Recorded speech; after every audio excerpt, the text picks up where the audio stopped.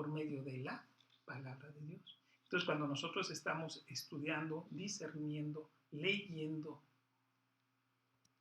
razonando la palabra de Dios, el Espíritu Santo llega y Él hace su trabajo de generar vida, generar orden, generar poder, generar frutos y hacernos cada vez más a la imagen y a la semejanza de nuestro Señor Jesucristo.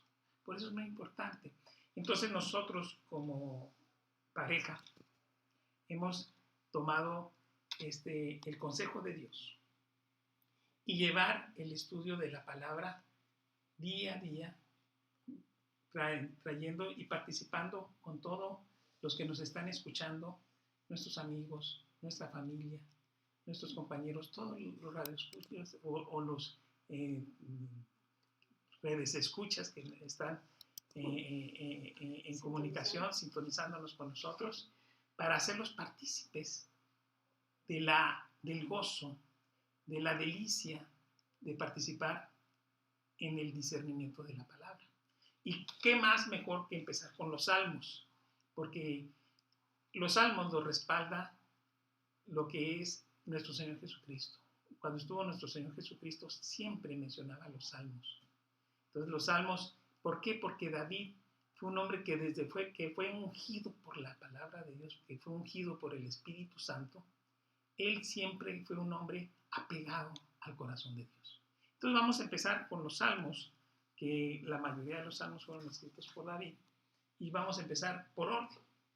Y vamos a empezar con el salmo número 1, y le voy a pedir a mi querida y amada esposa que por favor lo lea. Claro que sí. Dice el Salmo 1 así, versículo 1.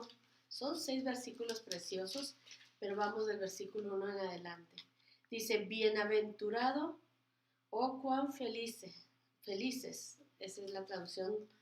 Bienaventurado el varón que no anduvo en consejo de malos, ni estuvo en camino de pecadores, ni en silla de escarnecedores se ha sentado, sino que en la ley de Jehová está su delicia, y en su ley medita de día y de noche. Será como el árbol plantado junto a las corrientes de las aguas, que da su fruto a su tiempo, que su hoja no cae y todo lo que hace prosperará.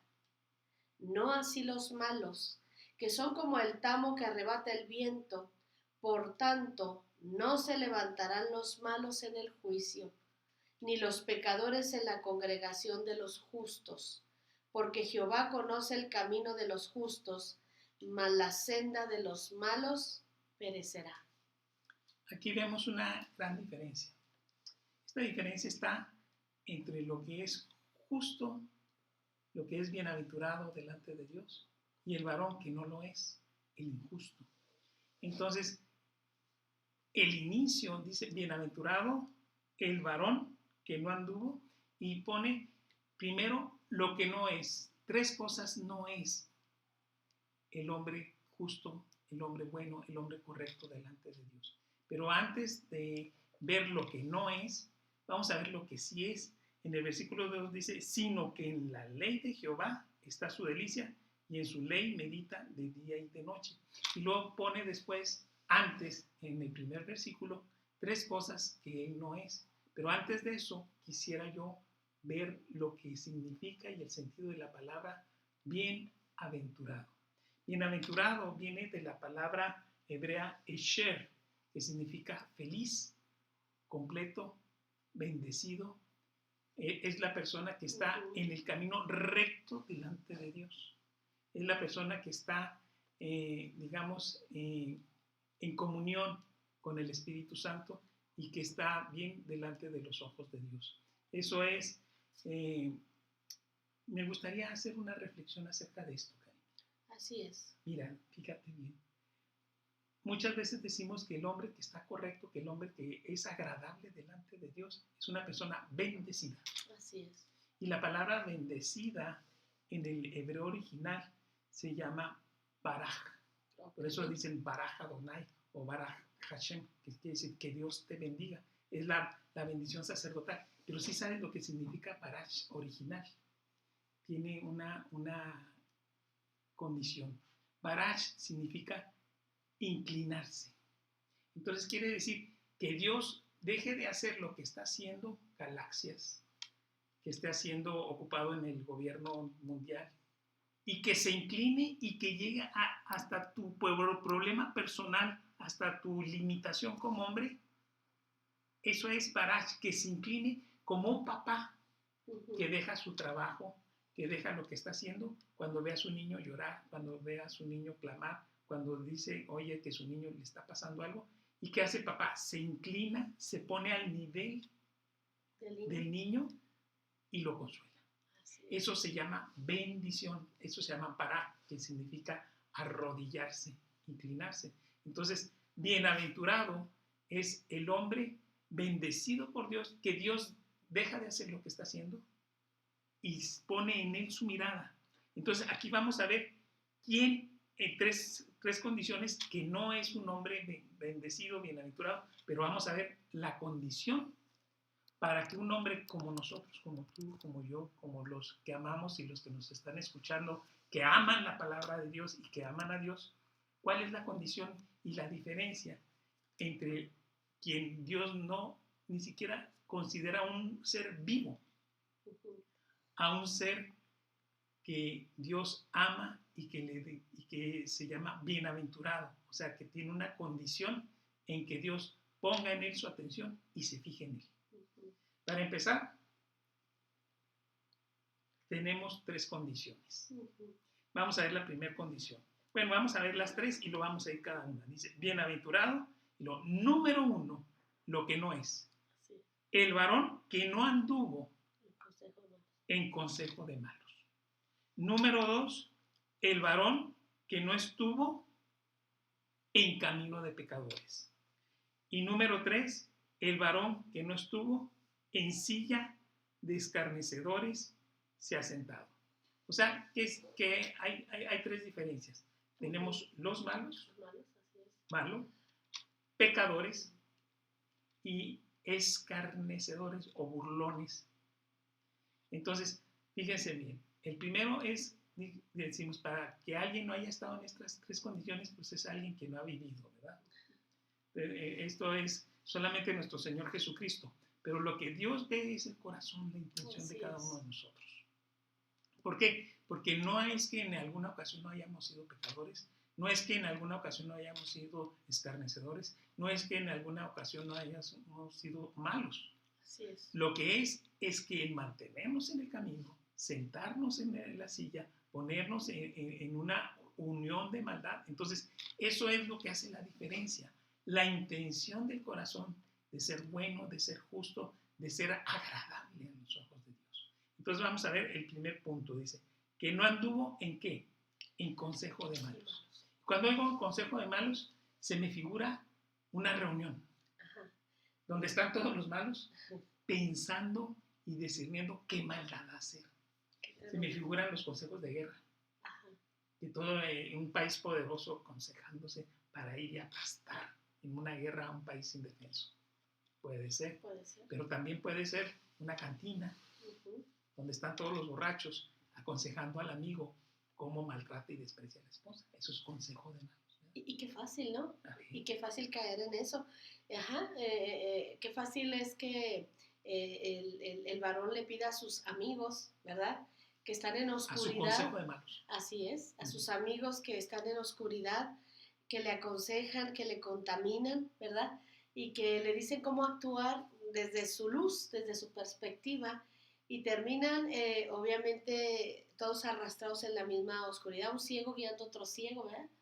Y bueno, aquí nos habla exactamente de discernir el espíritu de aquel que me aconseja.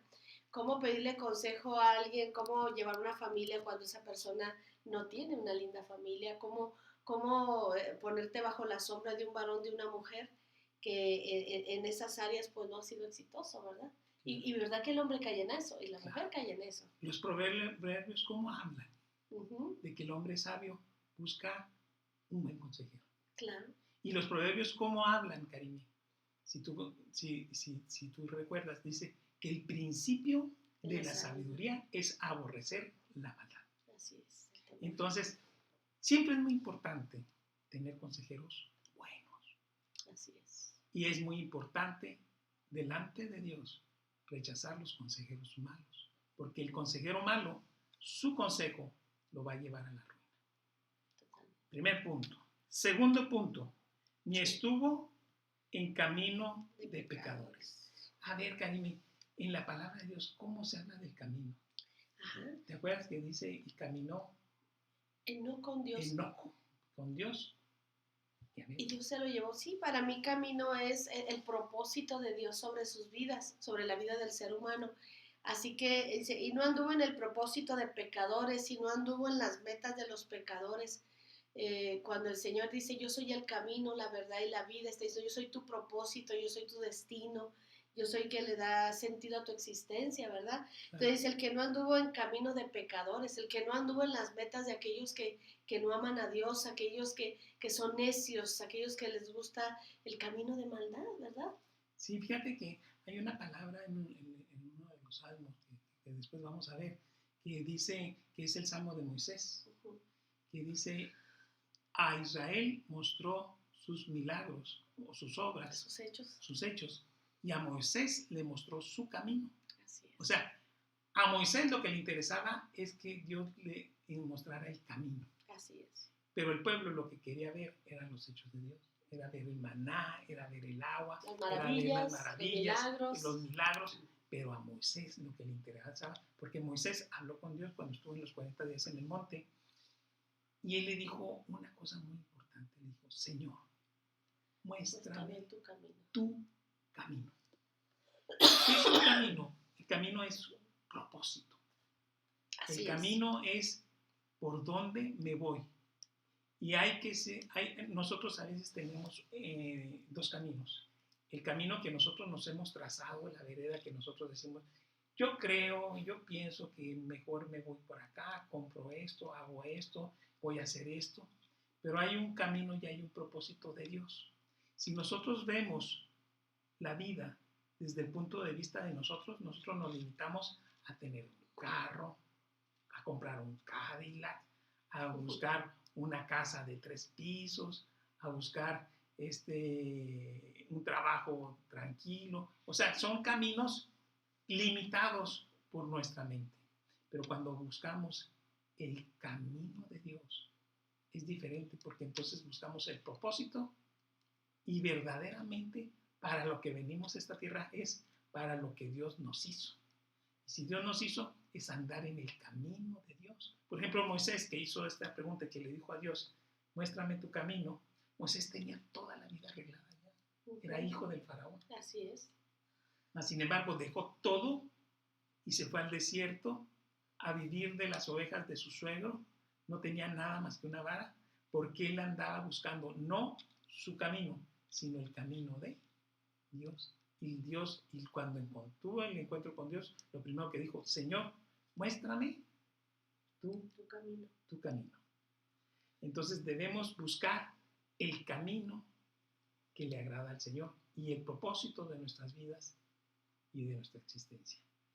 Vamos, el segundo que no dice. Ahí mismo dice, ni en silla de escarnecedores se ha sentado. El escarnecedor es el burlón. El burlón. Ese que siempre se está riendo de los demás, ese que siempre está buscando cómo hacer mofa. El burlón. Y le llama al Señor escarnecedor. ¿Sabes que Dios no ama a los burlones? No. Le desagradan totalmente. ¿Conoces gente burlona, escarnecedora? Conozco escarnecedores que son gente que están y que creen que están en el camino de Dios. Tremendo, ¿verdad? Tremendo. Y dice aquí que en silla de escarnecedores se ha sentado, ¿verdad? Qué tremendo, porque en ocasiones esa forma de ser, hay culturas, hay gente, hay familias que tienen el hábito de estar escarneciendo, de estarse burlando, que cuando están comiendo o cuando están en sobremesa, se trata de burlarse de alguien, de algo, y es como la diversión de su plática. El escarnecer, que al final de cuentas el escarnecedor tiene un ego, ¿verdad? El escarnecedor tiene un espíritu incorrecto, ¿verdad? Se ríe. Se siente superior. Así. Pero aquí hay una característica muy importante. Sí. Si te fijas en los 3 tipos de gente que no ama a Dios, pone en primer lugar los malos, el de mal corazón. Pone en segundo lugar, pero que hace algo, está en consejo de malos, pero hace algo. El segundo es el camino de pecadores, el que busca y anda buscándose su propio placer, lo que el cuerpo le pide, es el pecador, ¿verdad? Así es. Pero anda, camina. Pero el escarnecedor es el que se sienta, el que no hace nada, el que se burla y maltrata al que sí está haciendo algo. Así es. Al que sí está en acción. A mí me llama mucho la atención que en el internet se ataque a gente, a generales, a gente preciosa de Dios, que están haciendo mucho por la palabra de Dios. Así es. ¿Verdad? No voy a decir nombres, pero ¿quiénes son los que se burlan, los que dicen? El que está sentado, el que no hace nada. Porque el que no hace nada es muy dado a pensar que él es perfecto, que él hace las cosas muy bien. Está como los que anuncian los deportes, ¿verdad? Los críticos de deportes que dicen, ese jugador está mal, ese boxeador está mal, ese beisbolista está mal, pero tú vete y a darle a la pelota entra al campo y vas a ver que ahí sí es muy diferente el criticar que el hacer las cosas. Por eso aquí nos menciona en 3 puntos lo que se debe, lo que Dios aborrece. Así es. Aborrece el que, no es que él sea malo, porque dice la palabra de Dios que no somos perfectos. Todos en algún momento de nuestra vida fuimos burlones, todos en un momento de nuestra vida fuimos malos, todos en algún momento de nuestra vida fuimos pecadores. Pero aquí dice el que está en consejo, el que está en camino y el que está en silla. O sea, el establecerse en un estado de un corazón de iniquidad, en un corazón de que se estaciona y permite, como dicen, es imposible que no se te pare un pájaro en la cabeza, ¿verdad? Pero el que haga un nido en tu cabeza ya tú tienes la culpa de que eso suceda. Claro. Entonces, estos 3 puntos nos hablan sobre la maldad, el pecador y el escarnecedor. Y conocer, porque mucha gente piensa que burlarse no está mal. El bromear. Y dicen, yo bromeo todo. Y vemos que esto es algo aborrecible delante de Dios. El maltratar verbalmente a una persona, el burlarse de ella es decirle, mira, yo soy mejor que tú. El reírse de ella. El reírse de ella es algo de decir, ve, soy más inteligente, soy más gracioso que tú. Y por eso te desprecio y me burlo de ti. Entonces, eso lo hace el que solamente está sentado y no está en la acción. Claro. Porque el que está en la acción y el que está trabajando sabe que el error, el cometer, el equivocarse, es parte del aprender y del ser algo en la vida, aún en las cosas de Dios. Así es. Nosotros aprendemos, nos equivocamos, pero el justo se vuelve a levantar. Pero el adoptar una pasividad y el estar sentado para criticar es algo que Dios aborrece. Así es. Pues vamos con el siguiente versículo. Dice el versículo 2, sino que en la ley de Jehová está su delicia, y en su ley medita de día y de noche. Esto debemos de entender. La ley de Jehová está hablando de la palabra de Dios. La palabra de Dios. Dios quiere que nosotros nos deleitemos en su palabra. ¿Por qué el hombre que es justo, el hombre que es bueno, se deleita en la palabra? Porque es algo que mencionamos al principio. La palabra de Dios dice que fue inspirada por el Espíritu Santo.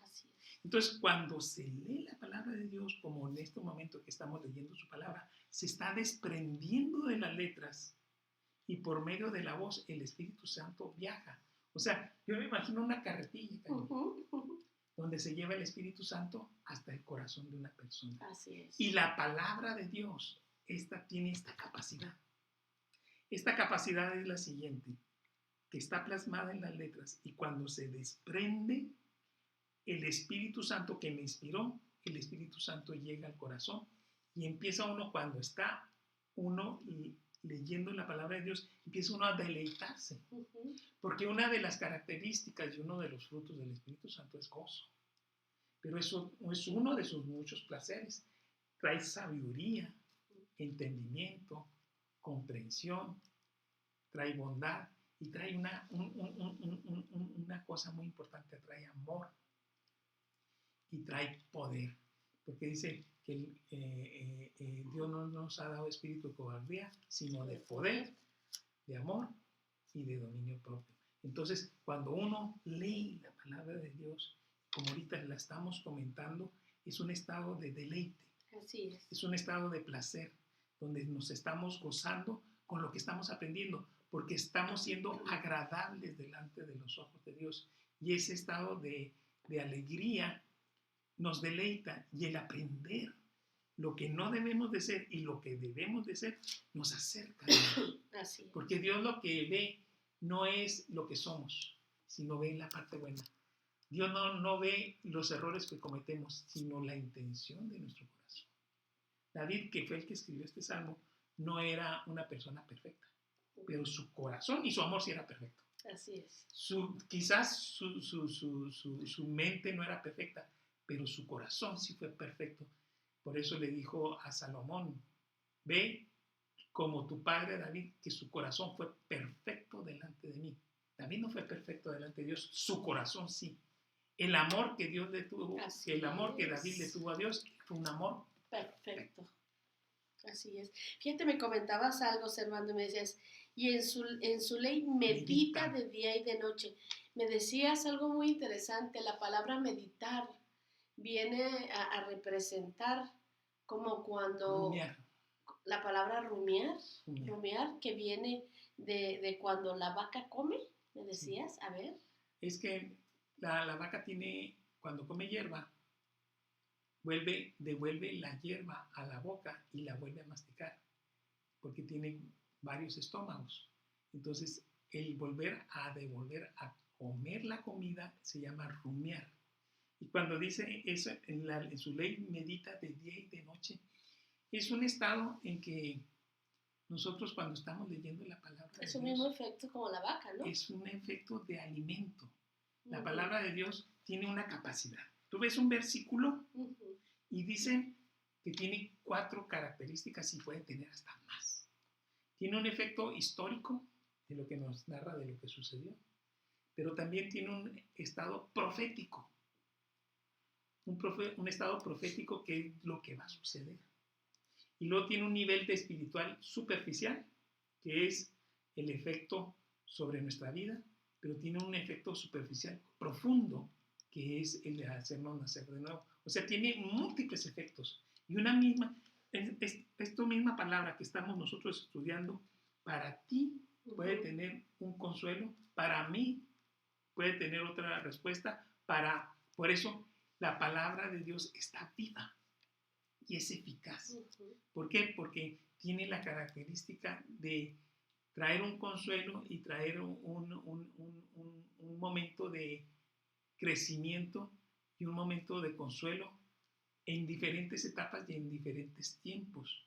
Por ejemplo, hay palabras que yo ya la había leído, pero no tenía sentido hasta que yo pasé por ciertas cosas y procesos en mi vida. Entonces, cuando la volví a leer, entonces adquirió otro sentido más importante, porque tenía en la palabra de Dios no es tanto la letra, sino el espíritu de la letra. Así es, así es. Entonces, cuando dice, en la ley de Jehová está su delicia, y en su ley medita de día y de noche, porque la palabra de Dios es para vivirla. No para que esté aquí en nuestra mente, sino que esté en nuestro corazón. Y estando en nuestro corazón, la estemos viviendo día y noche.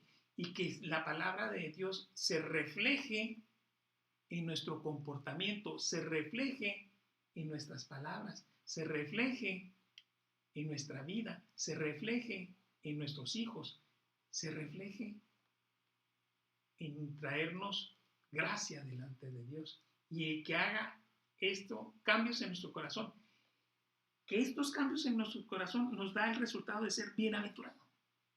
El que Dios deje de estar fabricando galaxias, el que Dios deje de estar pensando, de estar ordenando las cosas en Estados Unidos y en Rusia, y que por un momento se fije en nuestra necesidad Así es. y nos bendiga. Qué lindo. Eso es bienaventurado el varón. ¿Cuál es el bienaventurado? El que no hizo estas tres cosas, pero ¿qué sí hace? Esta. El que se deleita en la ley de Jehová, en la palabra de Dios. Así es. Pues vemos ahí el versículo 3, dice, entonces será como árbol plantado junto a las corrientes de aguas, que da su fruto en su tiempo, que su hoja no cae, y todo lo que hace prosperará. Hablando del árbol, ¿verdad, aquí Servando? El árbol, en varias ocasiones Dios nos representa como árboles, nos mira como árboles, ¿verdad? Está mirando una condición del hombre, ¿verdad? Es una representación del ser humano, ¿no? Es una representación muy hermosa, porque dice, será como un árbol. Y nosotros en la palabra de Dios, en muchas partes de la Biblia, se menciona que Dios nos ve como árboles. No al cristiano normal, sino al cristiano maduro. Uh-huh. Y fíjense, hay, por ejemplo, aquí en el Salmo 1 lo estamos viendo, será como un árbol plantado junto a las corrientes de las aguas, está hablando del Espíritu Santo. Así es. Porque si está pegado a la palabra de Dios, el Espíritu Santo está fluyendo y dándole agua a sus raíces. Así es. El que cree en mí, de su interior correrán ríos de agua viva. Y hay otro salmo, el Salmo 92:12 dice, el justo florecerá como la palmera, crecerá como el cedro en el Líbano, plantado en la casa de Jehová. En los atrios de nuestro Dios florecerán, aún en la vejez darán fruto, estarán vigorosos y verdes para anunciar que Jehová mi fortaleza es recto y que en él no hay injusticia. Uh-huh. Entonces vemos que hay muchas referencias a que Dios nos ve como árboles. En el Salmo 52:8 dice, pero yo estoy como olivo verde en la casa de Dios, en la misericordia de Dios confío eternamente y para siempre.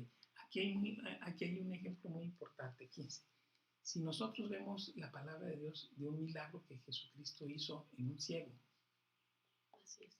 Este está en Marcos 8:22. Se los voy a leer así rápido para poder explicar más bien lo que significa el estar plantados como árbol y por qué Dios nos ve como árbol. Dice en Marcos 8:22, dice, vino luego a Betsaida y le trajeron un ciego y le rogaron que le tocase. Marcos 8:22 al 25. En el versículo 23 dice, entonces tomándole la mano del ciego le sacó fuera de la aldea y escupiendo en sus ojos le puso las manos encima y le preguntó si veía algo. Él mirando dijo, veo a los hombres como árboles. Así es. Pero veo que son como árboles que caminan, no como árboles que están estáticos, sino como árboles que andan. Luego le puso otra vez las manos sobre los ojos y le hizo que mirase. Fue restablecido y vio de lejos y claramente a todos. Fíjense, ¿qué hizo Jesús con este ciego? Dice, es que lo medio arregló en 2 tiempos. Uno como médico hubiera pensado eso, es que necesitó de 2 operaciones. No, es que primero Jesús le restauró su visión espiritual. Porque Jesús, cuando Dios te toca, despierta tu espíritu. Cuando eres tocado por Dios, y una parte de Dios estuvo en sus ojos, la saliva de Dios estuvo en sus ojos. Eso quiere decir que fue tocado, la vida de Dios fue en él, y lo primero que se restablece es su visión espiritual. Y lo primero que él vio fue a los hombres, ¿cómo? Árboles. Árboles. Entonces, el árbol tiene el sentido de espíritu, de vida espiritual. Entonces, el ciego lo que vio en los hombres fue primero su visión espiritual. Digo, veo a los hombres como árboles, pero árboles que caminan. Entonces, en el segundo tiempo ahora le puso Dios primero la visión espiritual y después la visión natural. Qué tremendo. ¿Tú qué opinas? No, pues me llama muchísimo la atención que comience primero por el espíritu y así es como dices, cuando el Señor saca de las tinieblas a su luz admirable, lo primero que hace con el ser humano es que la persona le da vida a su espíritu. le da vida a su espíritu y luego enseguida pues viene a morar dentro de una persona, ¿verdad? El Espíritu Santo. El cambio de mente, el cambio de pensamiento se va dando paulatinamente. Por supuesto la persona tiene que creer, pero donde opera es en el espíritu, ¿verdad? Trayendo vida a la parte espiritual de Dios, ¿verdad? En donde la persona comienza a tener fe y ahí comienza la vida cristiana. Qué lindo, ¿eh? Fíjate, la primera predicación que nuestro Señor Jesucristo hizo en su tierra de él, en Nazaret, fue una predicación de Isaías 61. Fue una interpretación. Dijo, el tiempo ha llegado. Isaías 61 dice así: el Espíritu de Jehová el Señor está sobre mí, porque me ungió Jehová y me ha enviado a predicar buenas nuevas a los abatidos, a vendar a los quebrantados de corazón, a publicar libertad a los cautivos y a los presos apertura de cárcel. ¿Qué está hablando aquí? A restaurar la vida espiritual de las personas, a traer la restauración y a traer el volver a tener comunión con Dios. Dice, a proclamar el año de la buena voluntad de Jehová, el día de la venganza, quiere decir el día de la redención, perdón, esa es la palabra, redención de Dios nuestro, a consolar a los enlutados, a ordenar a los afligidos de Sión que se les dé gloria en lugar de ceniza, óleo de gozo en lugar de luto, manto de alegría en lugar de espíritu angustiado, y serán llamados árboles de justicia, plantíos de Jehová para gloria suya. Qué lindo. Entonces, cuando dice serán llamados árboles de justicia, dice serán plantados otra vez en el Edén, donde volverán a ser árboles de la vida. Qué lindo. Donde van a volver a dar fruto y a dar la respuesta a ser regados por el Espíritu Santo. Hay otro versículo que habla sobre esto que es muy importante, que es el de las aguas de Ezequiel 37. Este es el y habla exactamente de eso mismo. Sí, mientras lo busco. Sí, fíjate qué lindo, dice, será como el árbol plantado junto a las corrientes de las aguas. Ahí lo tienes ya. Sí, perfecto. Ya lo tengo. Sí, ahí disculpe, dice, me hizo volver luego, es Ezequiel 47, del 1, Ezequiel 47, del 7 al 9. Dice, y volviendo vi que en la ribera del río había muchísimos árboles, uno a otro lado, y toda alma viviente que nadare por donde quiere que entrar estos dos ríos vivirá, y habrá muchísimos peces por haber entrado allí estas aguas, y recibirán sanidad, y vivirán todos los que entren en este río. Luego en el versículo 12 dice, y junto al río, en la ribera, a uno y a otro lado crecerán toda clase de árboles frutales. Sus hojas nunca caerán, ni faltarán sus frutos. A su tiempo madurará, porque sus aguas salen del santuario, de la casa de Dios. Y su fruto será para comer, y sus hojas para medicina. O sea, el árbol que está plantado junto a las corrientes de las aguas de Dios, el río de Dios, el Espíritu Santo, va a dar fruto. Y fíjate, es el árbol del Espíritu nos va a dar frutos, los frutos espirituales, pero las hojas servirán de medicina. O sea, que el hombre espiritual, su presencia, su mirada consoladora, sus palabras, sus manos, son medicina para la gente que no conoce a Dios. Y obviamente tenemos los frutos espirituales que están en Gálatas, que acá lo vamos a leer. Qué hermoso lo que mencionas.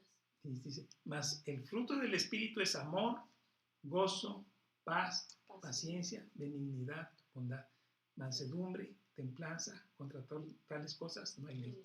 Eso es lo que el Espíritu Santo hace en las personas. Es fruto. Yo les mencionaba que no es don, que no es algo que el hombre trabaje. Un fruto es algo que da a su tiempo una persona. Un árbol, cuando llega la época de verano, que está en la semilla y que se empieza la flor a dar fruto, es algo que da espontáneamente. Yo le mencionaba que yo estuve en Machín, iba a un lugar donde había muchas manzanas, duraznos, peras, que la gente plantaba y vendía. Y yo nunca vi un árbol de duraznos ni un árbol de manzanas pujar para dar manzanas, sino que Ni batallar.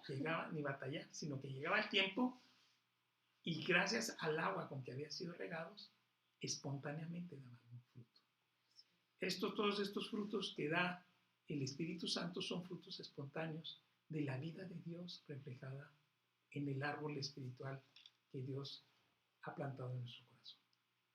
Qué lindo. Pues aquí mismo menciona, versículo 3, será como el árbol plantado junto a las corrientes de las aguas.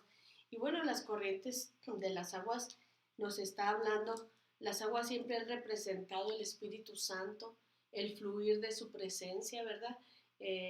Como el versículo aquel que dice, si alguno tiene sed, venga a mí y beba. Porque el que cree en mí, dice, de su interior correrán ríos de agua viva. Siempre, así es, siempre que se habla del correr de las aguas, dice, será como el árbol que está siempre en la presencia del Espíritu Santo, en la presencia de Dios, ¿verdad? Sí, esto nos da una idea de cómo Dios ve al justo.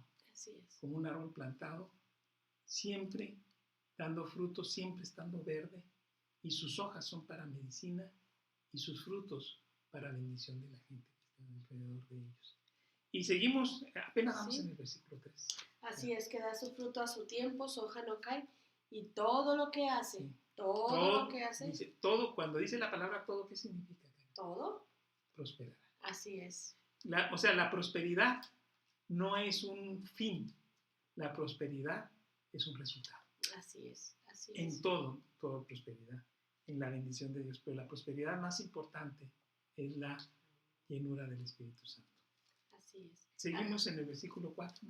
Así es, no así los malos que son como el tamo que arrebata el viento. ¿Sí sabes qué es el tamo? El tamo es cuando las mujeres sacan la cosecha del trigo, entonces agarran unas bandejas y echan todo el trigo ahí, entonces lo avientan para arriba, para que el grano se quede en el fondo y el polvito se vaya. Y el polvito que se va es el tamo. O sea, cuando están limpiando el trigo, lo que avientan, las hojitas, las cascaritas, el polvito, la tierrita, todo eso se llama tamo. Y el tamo lo avientan así para que se lo lleve el aire. Sí, y se limpie. Y se limpie y el trigo bueno queda en el fondo. Nosotros, cuando somos los hijos de Dios, somos el trigo y los malos son simplemente como nada, como la basura. O sea, no le quiso decir basurita, pero es la basura. ¿La basurita que lleva el viento? Dice, porque los malos son como el tamo que arrebata el viento. Por tanto, no se levantarán los malos en el juicio, ni los pecadores en la congregación de los justos. Por eso, ¿por qué los malos siempre se quedan atorados? ¿Por qué todos sus caminos se ven truncados? Porque no se han puesto en las manos de Dios. Porque no está en la ley y en la justicia. Dios aborrece la injusticia. Así es. Y la gente injusta nunca va a alcanzar la gracia de Dios. Parece. Y ya cuando van llegando y cuando dicen, ya lo lograron, ¡pum! Dios nomás les da vuelo para que caigan más recio para abajo. ¿Ya? Entonces, ¿por qué? Porque aquí lo dice. Porque no se levantarán los malos en el juicio, ni los pecadores en la congregación de los justos. Dice, aquí hay el versículo 6. Así es. Es una parte muy importante.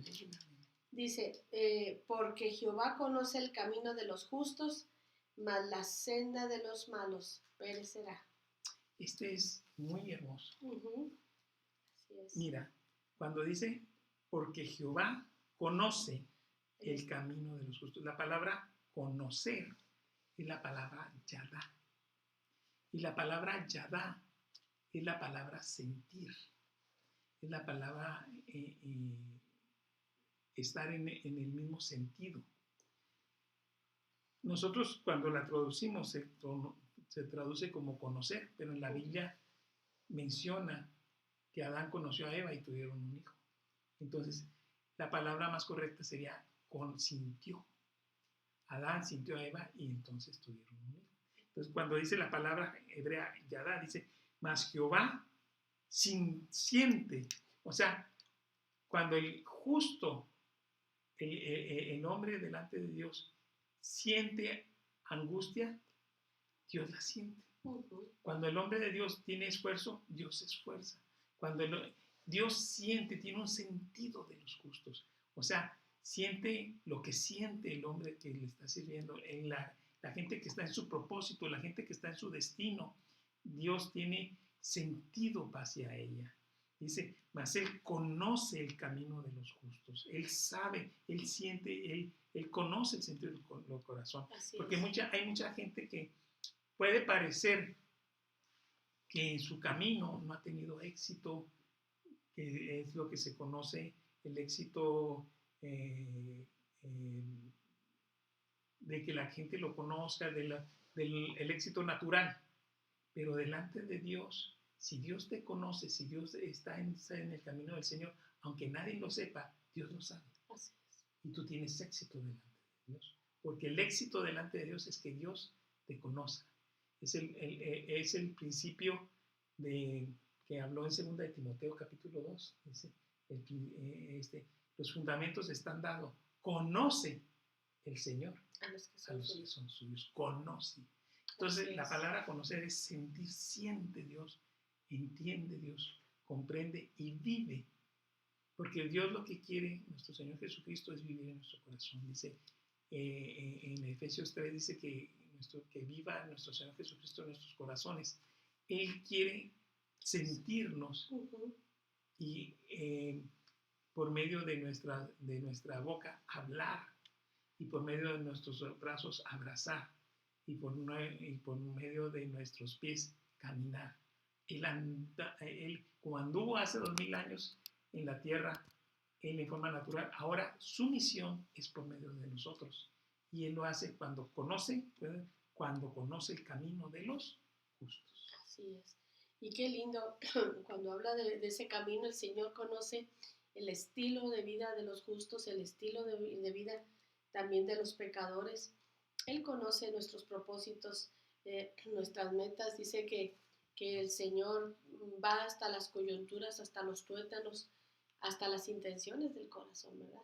Entonces el Señor conoce al hombre, le conoce y sabe cuáles son los motivos de su existencia. Así que este salmo número 1 es un salmo precioso, ¿verdad? Dice el título, el justo y los pecadores, y nos da un sentido de lo que es correcto y de lo que no es. Y la hermosa comparación de lo que sí es el justo, como el árbol plantado junto a las corrientes de las aguas, y dice, todo lo que hace prosperará. Así decía en la carta de Juan, amado, yo deseo que tú seas prosperado en todas las cosas y que tengas salud, así como prospera tu alma. El Señor desea que prosperemos, que seamos bendecidos, ¿verdad? El Señor tiene buenos planes con nosotros. Amén. Hermanos, esperemos que este primer capítulo del Salmo número 1 les haya agradado, que se quede en sus corazones, que sepan cómo ser agradables delante de los ojos de Dios, que se haga una realidad en las vidas de todos los que nos han escuchado. Y sobre todo, el acordarnos, que el gozarnos, el deleitarnos en la palabra de Dios es principalmente lo que Dios quiere, que nos deleitemos en su presencia y en su palabra. Bueno, bendiciones. Bendiciones.